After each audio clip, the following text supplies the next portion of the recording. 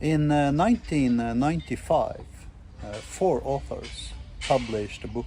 These were later referred to as the Gang of Four, GOF. We software developers, we love acronyms. And the name of the book was Design Patterns. It contained 23 architectural design patterns intended for the OOP community. And some of the patterns that were documented in the book were memento, singleton, facade, etc.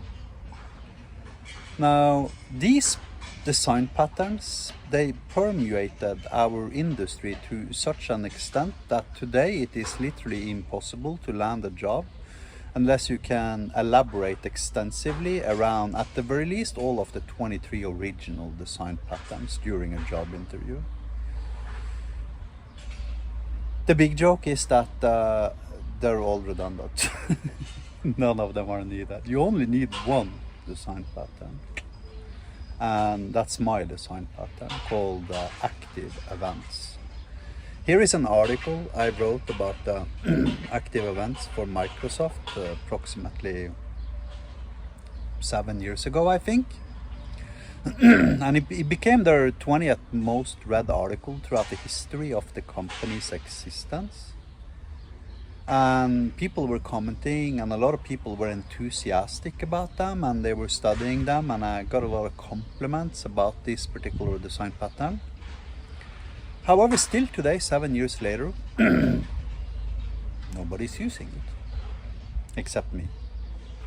Which is really, really weird, because it solves every single problem we've ever had to deal with when it comes to software development, because it completely decouples every single dependency in process between different assemblies and components and modules. And let me show you why it does that. So here I have a magic cloud. Let me show you an active event by expanding its backend and its slots and opening up the version.cs code file here. This is an example of a slot, or an active event sink, or whatever you want to call it.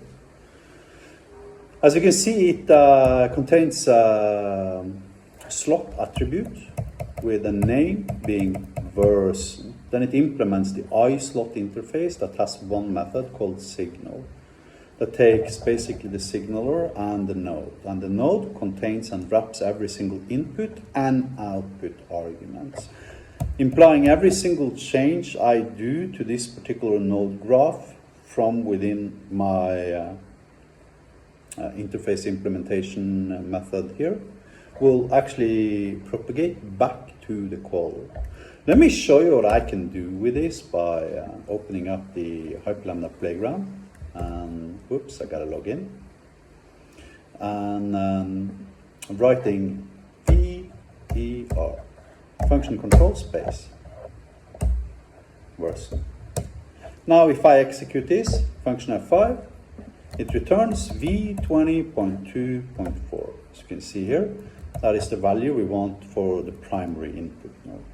So now if I wanted to create a new method, foo, right, I want to name it foo, and I want it to be named foo here too. Let me just delete all the comments to make it slightly more readable. And then I want to implement some sort of like functionality, var arg1 equal input dot children dot first dot get ex int. Hopefully this is going to work.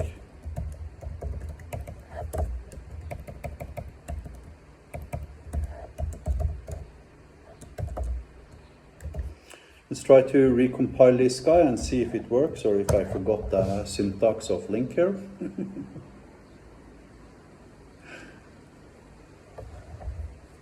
Okay, so it looks like as if it's compiling. No. First we need to do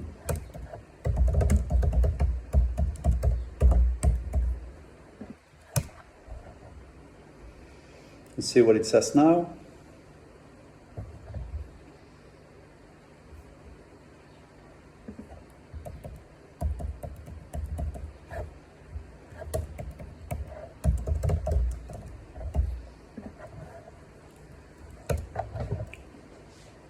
And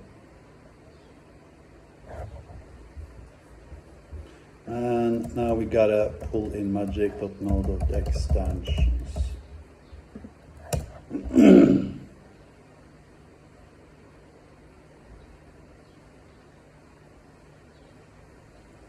And there we are, it's now compiling. So now we can do input.value equal arg1 plus arg2, and then we can do input.clear just to empty its children collection, to remove the incoming arguments. And now when we execute this guy, and in fact, we actually get autocomplete for free. If I now do function control space and write FOO, you see the autocompleter automatically gives me autocomplete for its arguments. So you can see now it's getting a null reference, or sequence contains no input. 5, 7, now it's working. So it's adding 5 plus 7. Now, the point about active events is that you never pass in complex type. There are no Puko structures in Hyperlambda. There's one. Only one, and that's this node guy here, right? This class. That is the last Puko object or pod data structure you ever need. So this completely de-entangles me because I don't need to reference the same model in multiple different projects to have them communicate and collaborate with each other. So there's no OOP dependencies here, right? And everything passed into this signal method is basically, therefore, by the very definition of the term, data.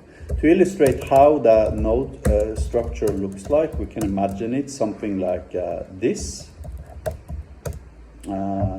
String name, object value, list, node, children.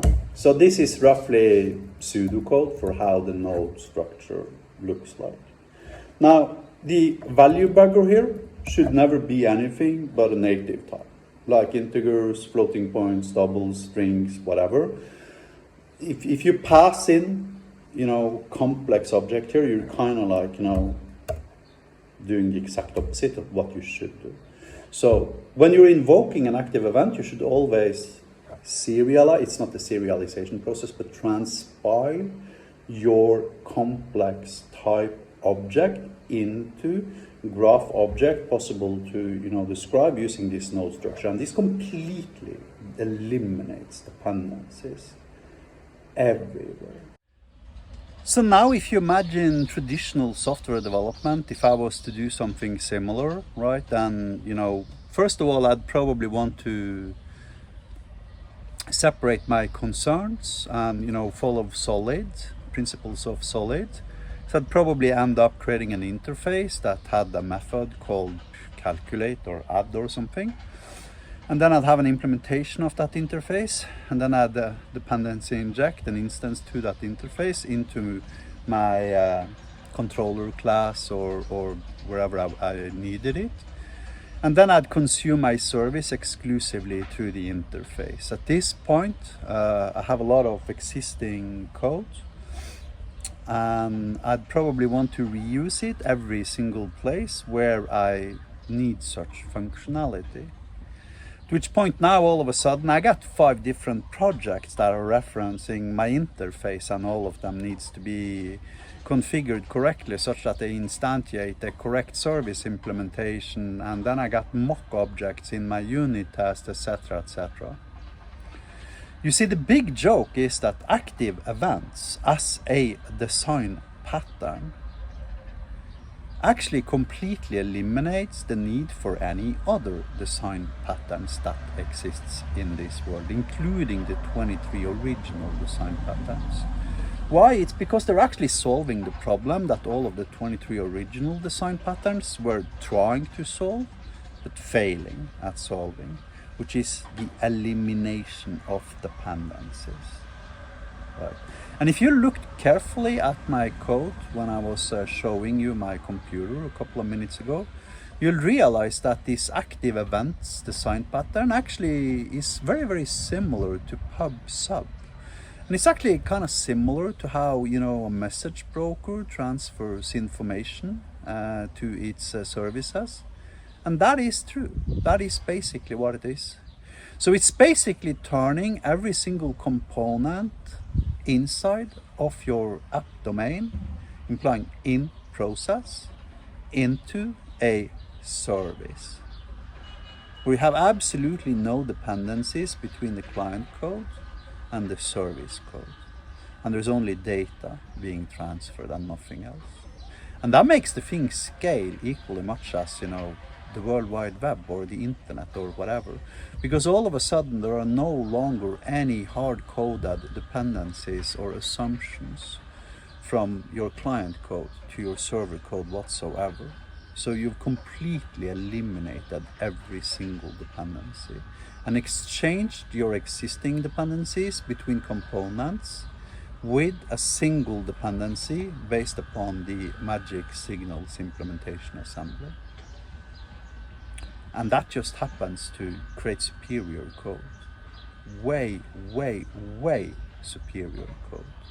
Something you can verify by checking out magic at GitHub.